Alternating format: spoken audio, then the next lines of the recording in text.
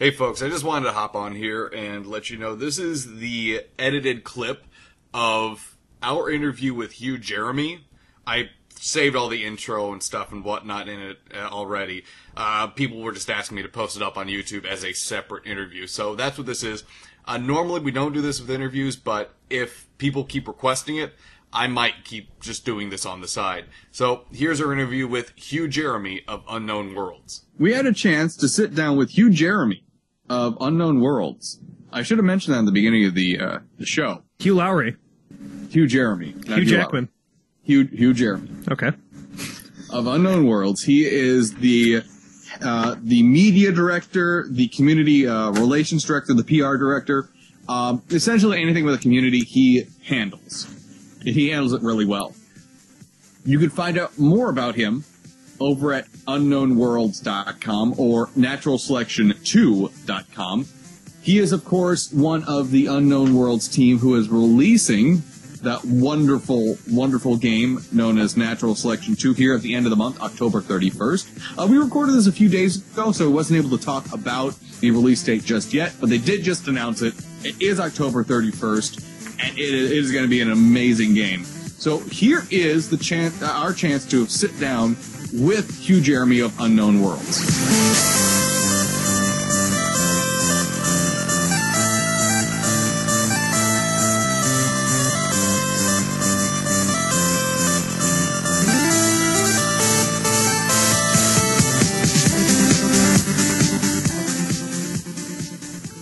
Thank you for listening to the Rob and Dan Show. We do appreciate you enjoying the entire episode. We have here with us the media and public relations man, the director, if you will.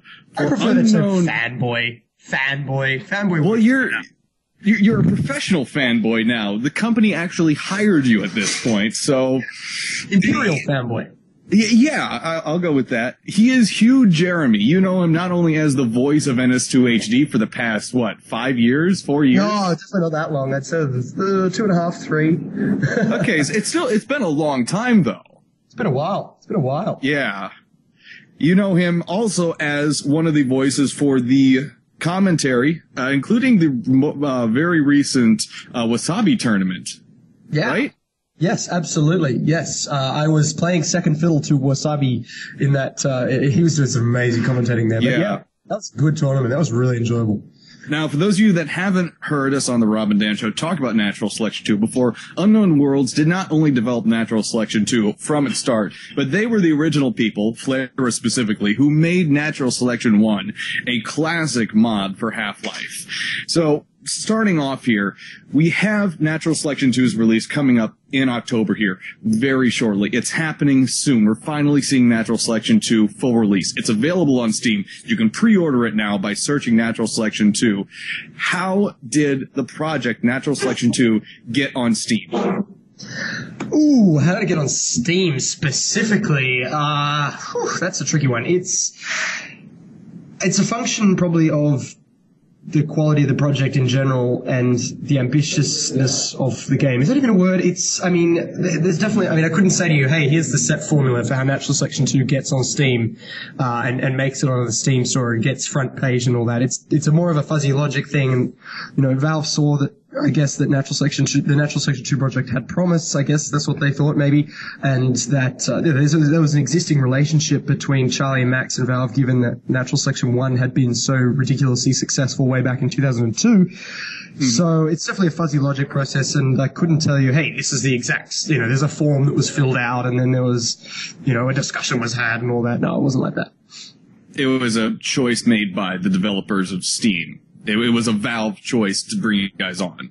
Yeah, well, Valve absolutely decides, which games go up on their portal. Obviously, with Greenlight just recently launching, it's getting a lot more accessible to get up on their portal. It's something we definitely don't take for granted because being on Steam is a huge boon to any game. It's undoubtedly the #1 digital download store available, so being on Steam really is a really exciting thing.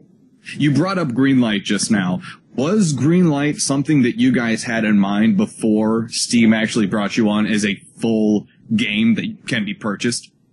No, Greenlight, we weren't really aware of it, until it we were aware of it, but it was never something that was really relevant to us because, I mean, it came along, 2 months ago, and Natural Selection 2 went up on Steam, not for sale, but, you know, it was very much on Steam about 2 years ago, I think. It's been ages. Mm-hmm. Yeah, it's about 2 years ago, yeah. Even more. Yeah, the pre-order has been up there for quite a while. I know the trailer, too. The trailer is actually a separate section from the Natural Selection 2 game, and that's been up there forever. I've seen that there quite a few times. So, let's go on to actually how the game is doing. We've gone through the beta process. It's been a long beta process, but it's been a very worthwhile beta process. Bugs have been hammered out. When did the original beta for Natural Selection 2 actually begin? Go back to the year 2010. Well, it wasn't a beta, but it was the start of the public testing phase. Mm-hmm. So the amount of public testing that Natural Selection 2 has been through is monumental. Hundreds of thousands of games, I can comfortably say, have been logged and recorded. You know, the stats have been seen. We have tens of thousands of games being played in each build.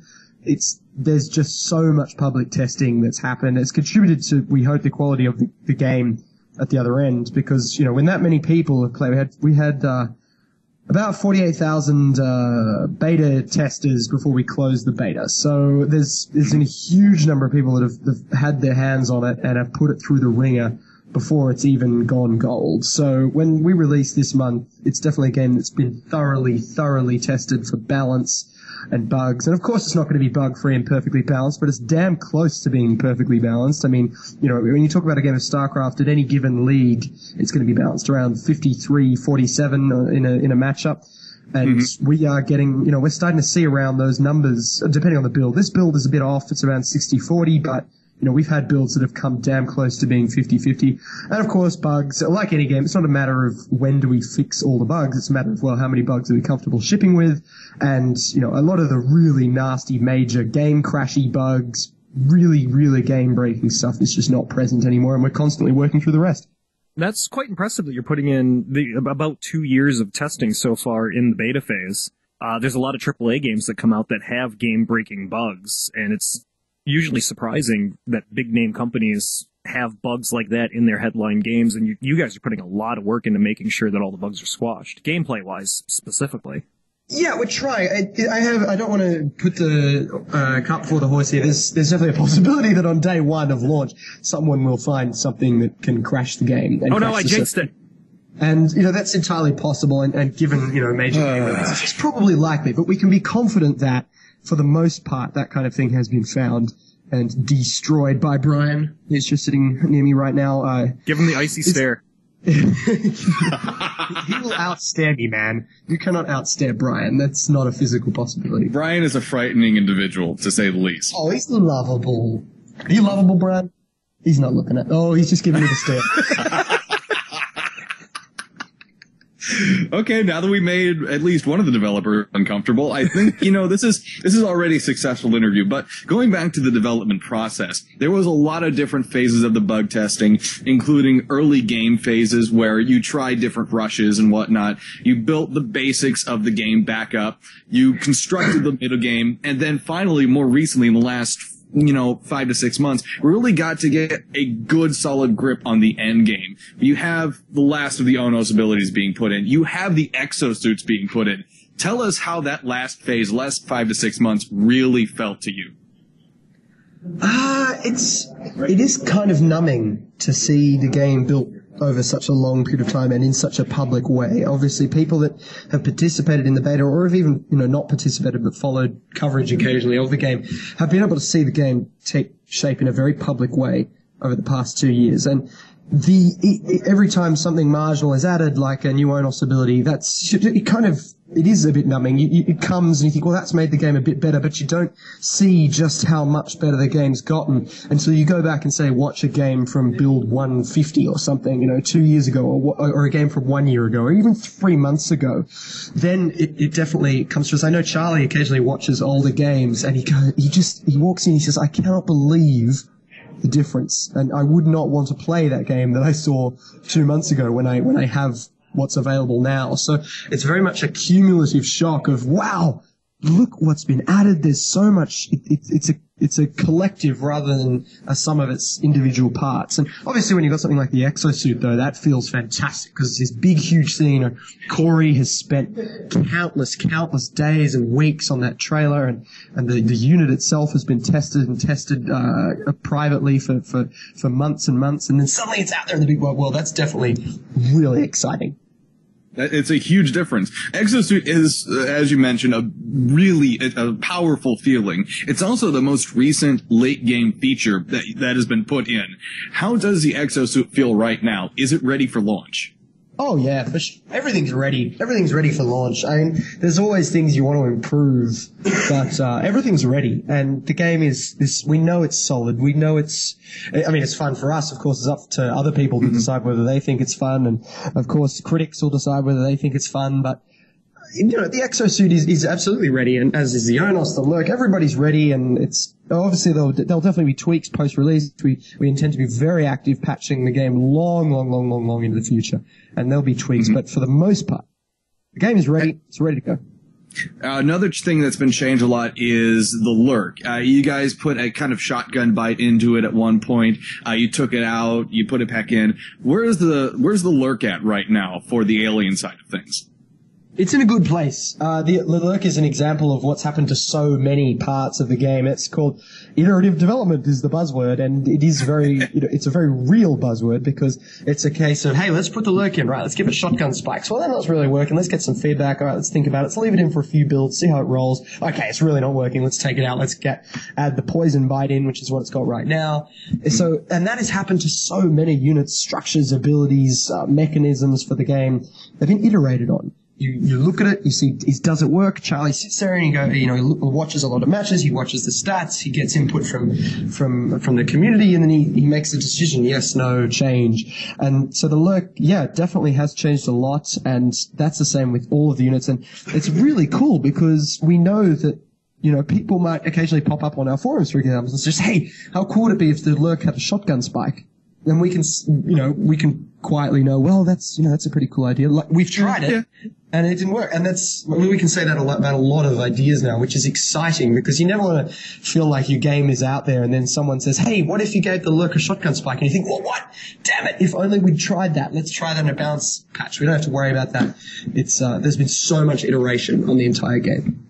And like Rob said earlier, you guys have put 2 whole years of beta and testing into this game. Most AAA titles don't get a lot more than 4 or 5 months. How did the long beta phase contribute to a better product or a different product for a small company like Unknown Worlds versus a larger production house like BioWare? Well, first up, we definitely wouldn't say that we could produce a better product than BioWare. We'd like to think that Natural Selection 2 could be better than a lot of games out there, but it's not necessarily the case that our open development process with having 2 years of publicly visible game changes and game construction will result in, say, is a better method. It's a different method. It produces a very different game. That's a fair point, yeah.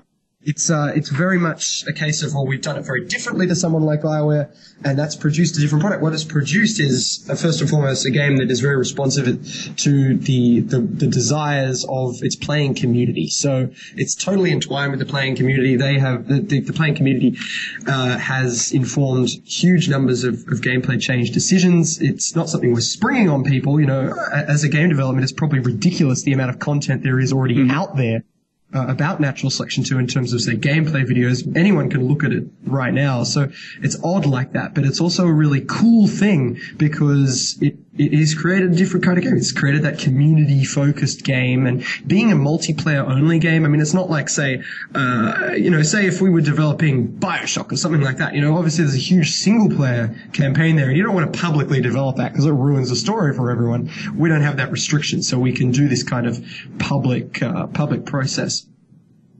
Mm-hmm. And not only was the public testing involved, where, teams would be formed and they do different testing, like some of the European teams would test different things, or some of the American teams would test different things. Not only did you have that, but you had actual tournaments happening. And as you and I can both speak to, some of them were amazingly exciting. Some of them had an intensity that esports needs to have in this day and age. How did those public tournaments and those competitive matches help with the development process? Very much so. They're first off, they're just damn exciting for us here in the office to watch. Second of all, they provide a concentrated source of like anecdotal balance information. For example, if for example there's a tournament and every single team goes, say, Lirc at 3 minutes and bar bombs the enemy base, and that's it. It's game over. Then, obviously, that never happened to that extreme, but, there have been times when patterns have emerged, and Charlie's very receptive and watchful of these patterns, and he's seen patterns emerging because of tournaments, and so they're very helpful for the development process. They're also a huge morale booster for everyone involved to see this kind of thing. I mean, obviously there are games out there that have tried to hold beta tournaments. StarCraft 2 is obviously the big daddy there that has just done it so well, that has so many beta competitions, is doing it right now for Heart of the Swarm, and it's so massively positive for them. Not only do they get to balance out the game before it's released as gold, but also it gets people excited, people get to watch it. And with Natural Selection 2, it's a case of, hey, there's a lot of players out there that are just naturally sort of being drawn to playing it competitively, and any way we can, we're just trying to support that, and that's what the tournaments represent. It's just supporting awesome players play. Yeah, very, very good point there. Some of these teams are extremely dedicated, especially teams like Exodus. I mean, they showed a level of dedication, at least while I was broadcasting, that it's rare to see with a lot of gaming groups, and they did a good job. But with the recent unfortunate happenings of the LoL tournament, the League of Legends tournament just a couple days ago, what do you feel is the future of Natural Selection 2 competitive play? Is it something that you want to turn into a major esport? No. Look, that's a complicated answer. The short answer is no, but a lot of games will say they want to be an esport, and they'll walk up to journalists and they'll say, hey, we are going to be an esport. This is what we're doing to make our game an esport. Developers and publishers don't make esports. League of Legends is an esport. Obviously, it's massive. It's enviable, and despite the unfortunate happenings on Saturday, they run a terrifically professional, amazing show for the 99.999% of the time that they do it, and they are an inspiration to anyone else. But they are an esport because their player base wanted it to be an esport. Their player base was naturally drawn to play this game competitively. Obviously, being a MOBA, it's just a naturally very competitive format. Dota was already competitive, so it was natural that League of Legends would be. So with Natural Selection 2, Unknown Worlds is not saying we want and we are going to make Natural Selection 2 an esport. We're saying if players decide they want to play Natural Selection 2 competitively, we're going to do everything we can to support that. Just like if players said, look, we are going to mod this game into X, we're going to change the way, say, the ONOS works, and everybody decides that's a better way to play the game, well, we're going to be supportive of that because it's just a better way of playing the game. So it's just a case of us wanting to work with the community no matter what they're doing and help them because they're better at it. They're going to be able to do a better job, a bigger job, a more exciting job than we can, no matter what it is. I mean, bingo, balance. If we just kept balance to just Charlie and the team, the game wouldn't be as balanced as it is now. But the fact the community was involved, bingo, we're approaching StarCraft levels of balance, which is fantastic. It's the same with competitive play. We just want to support what the community is doing. And you're definitely going to see that over the next month. In fact, tomorrow there should be a huge tournament announcement, which is very exciting. There's so much happening in that space, and it's not because we think somehow we can make esports happen. It's just we want to support the community doing what they want to do. And that announcement is going to happen on Tuesday of this week, you're saying? Yeah, there should be. Don't quote me on that. I mean, I'm trying. Don't quote. That's fine. Obviously, you know what I mean by that. Like, obviously, quote me, but we're trying to do a big tournament announcement tomorrow. That's going to be very exciting, and along with some other things. So, yeah. And obviously, there's one this Saturday. There's the Guru tournament. There's the RTS Guru, FPS Guru tournament happening this Saturday. Yep. So there's a lot of them happening. Gotcha. And it sounds like you guys are continuing to embrace what started Natural Selection and Natural Selection 2, which is Flavor and the Small Unknown Worlds community modding it together and actually producing a mod of an older game. And you guys are happy to continue to do that. But to take a step backwards here, for the people that may not have heard of Natural Selection 2 before or kind of curious at this point as to what this game really is about, take a few moments and explain the basics of what Natural Selection 2 is for our audience. Whew, that's a tricky one. No, I'm just kidding. I love that question. It's fantastic. It gets me so excited because you get to just talk about the gameplay, and the gameplay is, imagine a battlefield. What happens in a real battle? Well, you have commanders, you have leaders, and you have soldiers. Now, obviously, battle and war is terrible, but time and time again, video games prove that it makes for a cool video game experience. People like experiencing that kind of thing in a video game. That's why we have Modern Warfare, etc., etc. All these games that are based around combat. The key is, though, most games don't adopt that part of battle, which is that you have leaders and you have soldiers. Now, that's not necessarily a bad thing. It's just a different thing. We're saying, hey, let's have both. What does that mean in practice? Well, imagine you've got a StarCraft or a Command and Conquer battlefield. Real-time strategy. Looking down on that battlefield, you move units around, and they do exactly what you tell them because they have no choice. They're computer-controlled. They just go where you tell them. They do what you order without question. Now, imagine if all those units on the ground, all those tanks, all those soldiers, all those aliens that you're ordering around are all real people playing the game with you. There are actual human beings that respond to human communication. That's what Natural Selection 2 is. It is a real-time strategy across first-person shooter game where you can play either in the first-person perspective on the alien or marine teams or play as the leader of those teams looking down on the battlefield, a real-time strategy view on either the aliens or the marines as the commander. Absolutely. Absolutely. And certainly I would recommend anyone who's interested in either the RTS or the first-person shooter aspects, it'd be a solid investment to try this game out. You can pre-order it right now on Steam by looking up Natural Selection 2 in the Steam search box. Or you can go to naturalselection2.com and you have tons of links over there. You also, and I will say this, you guys are very good at staying active on your Twitter feeds. At NS2 is a Twitter feed to follow. Or is your old Twitter feed still active as well? Yes. Sorry, at NS2 is absolutely active, yes. What about NS2 HD? Oh, NS2 HD. Yeah, that's definitely more of a personal thing. It's not an official thing, and then that's occasionally used. But if people want to follow the NS2 development, they should definitely follow at NS2. That's the one to follow. Also, Natural Selection 2 on Facebook, Google+. There's a subreddit, all that stuff. So there's definitely a lot of places where we're very, very active. There you go. Anything else you want to mention here before we close up shop for this afternoon? Finally, thank you to everyone that listened for taking an interest in Natural Selection 2.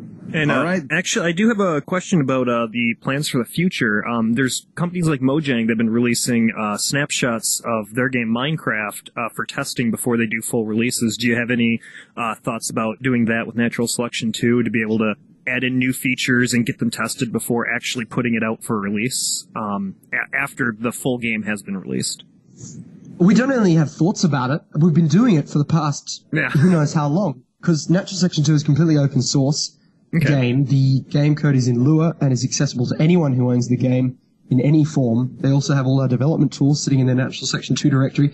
And countless gameplay features have been prototyped in that as a mod before actually being released as part of the official Natural Selection 2 branch. So yes, it's already happened. It's already happening. It will continue to happen long into the future as we're on Steam Workshop. It's going to get even more easier. Well, it is already easier. And yes, the answer is absolutely yes. And you guys are going to work with a Steam Workshop? Well, it already is. It has been for ages. In fact, we can lay claim to something which makes us very proud, and that is the first game on Steam Workshop was Skyrim, and the second game on Steam Workshop is it's not known. In fact, there'll be another game that'll claim this. The second game up there was Natural Selection 2. It was, however, removed because we weren't quite ready. We were a bit enthusiastic. We went up there too fast. But it's back up there now. Huh. I'll be damned. Also going along with Steam Workshop, what do you hope to see come out of the third parties doing development in Natural Selection 2 with Steam Workshop and with Lua? Do you have any thoughts about what the community could come up with that you guys didn't? We hope that they'll absolutely just do everything they might ever want to do for Natural Selection 2 or anything. I mean, you could make an entire game on Spark. It's not just Natural Selection 2 that's moddable. Basically, what we're giving you is an entire 3D engine which you can use to create whatever the hell you want. So our only hope is that people take that tool and use it to create whatever their dream happens to be. Maybe they dream of a game of Natural Selection 2 that has no Marines. They could very easily make that. Or maybe they dream of an entirely new game that has nothing to do with NS. They can absolutely do that. So all those development tools are in the Natural Selection 2 directory. All the code is open source. Steam Workshop makes it super easy. There are thousands and thousands of examples of this already. I mean, we've had our entire spectator system was built as a mod and they're brought on board officially as part of the game. We've had 2 official maps done that are officially part of the game. That were originally community source maps. So there's a huge modding scene out there already. Some very exciting new games already being developed using the Spark engine. There's just quietly people have started doing one where there's one fantastic one where people have replaced the infestation with darkness. So as the aliens spread, it's not infestation that spreads, but it's darkness that spreads. Very creepy, very so cool. All the lights start turning off. Yeah, exactly. So as they spread, the world goes dark. That's one example of a mod that's out there right now, and it's very cool. So, that kind of reminds me of Zork, like the Grooves are taking over. That's pretty good. that could be a really interesting mod. Yeah. Call to the community: Natural Selection Kart Racing. Wow. I'm sure we'll see some sort of kart racing. It's definitely. I mean, there's so many possibilities. Skull carts. And I want to see it now. You know, I say racing part as a joke, but at the same time, like we've seen a lot of games that are trying to do what you're doing, put 2 different game genres into a single game. For you, it's first-person shooting and the RTS game. But with something like Rage or even Borderlands, they try to throw vehicle driving in it, and it always seems like it's just a side thing. Like the controls never seem great. And I'd really like to see a lot more mixed genres, where they put a lot of focus into making both sides work very well with each other and complement each other. Well, we hope that our game can satisfy you there, Rob. Hopefully. We're definitely not ones to say if it will or it won't, but we'd like to think it will. Well, like I was saying before we started the interview, when I saw the esports of it going on, all I saw was the commander view, and it looked really nice. And then when I started seeing some more of the first-person shooter stuff, I'm like, okay, this immediately went up like 10 notches in my book. Especially because the first-person shooter part looks really good. And controllable, very controllable too. And this is one last note here. The game is a beautiful game. You guys designed the Spark engine from scratch, right? Yeah, the creator of the Spark engine is sitting a few meters away from me right now. His name's Max. His brain's enormous, and yeah, he wrote the entire Spark engine himself, obviously with input from others, but it is very much his baby. Is the Spark engine open source as well? Like, can a company just use it however they want, or do they need to license it from you to use it? Absolutely, people are very welcome to approach us about that, about licensing if they want to, sell a game on Spark. The engine itself is not open source. We hope is fairly obvious reasons. There's a lot of risks around doing that, but it's very much available to anyone. And of course, you can make a game on it. I mean, you can make any game you want on it, as I said, because the game code is completely open source. And if someone develops a game out there and they would love to sell it, then of course we're willing to have people approach us and have that conversation. Have you ever thought about porting the engine to say? Because I had a weird thought in my head of the commander mode having an app on like the iPad or an Android tablet of just commander mode. And you could log into servers and actually play in straight up commander mode and have the Spark engine on that. I think that would be a really interesting interface for that specific mode. First person shooter part, not so much. We haven't really wouldn't work. Yeah, we haven't really seen that take off all that well on tablets. But I think the RTS commander mode would just be excellent on a tablet based device. I can pretty much tell you that there's definitely no chance of, unfortunately, Spark ever going, well, not no chance, but very low chance of Spark moving to tablets in the foreseeable future. It's definitely an engine designed to run on desktop or laptop 3D hardware. Okay. It is fairly demanding of that hardware. It's definitely a cool concept. We've actually talked about that at the office, that kind of possibility with the tablet, and it could definitely be fun. But our focus in porting after release is absolutely the Mac. And as a side to that, would then be Linux as well. And then if if the game is a big commercial success, and obviously it's a huge if, we would be very open to the idea of taking it to a console. There's a lot of expenses and manpower involved in doing that we don't have. So that's definitely a case of, look, the game has to be successful on PC before we can move to any ports, but those are the priorities. And are you hoping that Valve and Steam come through with a rumored Steam box? I mean, no, not really any opinion. Sure, it would be really cool to have a new outlet for PC games, and if that is a Steam box and that is a place we can play in your lounge room on the TV, sure, that's bloody awesome, and that's another place where we'd hope that people could enjoy Natural Selection too. Yeah, hopefully it'll happen. We have our fingers crossed here at the Rob and Dan Show. But Hugh, thank you so much for taking the time to join us here on the Rob and Dan Show. We know your time is important. You guys are rushing to get the game out here in October. It's going to be a great release. We know it. It's going to be a great game once we can get our hands on the final version. Thank you so much for taking the time to talk to us. Thank you guys for taking an interest in Natural Selection 2. We very much appreciate it.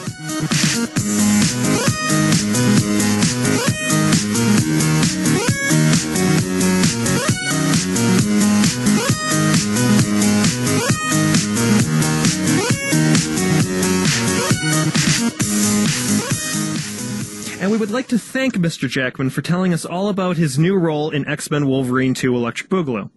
God damn it.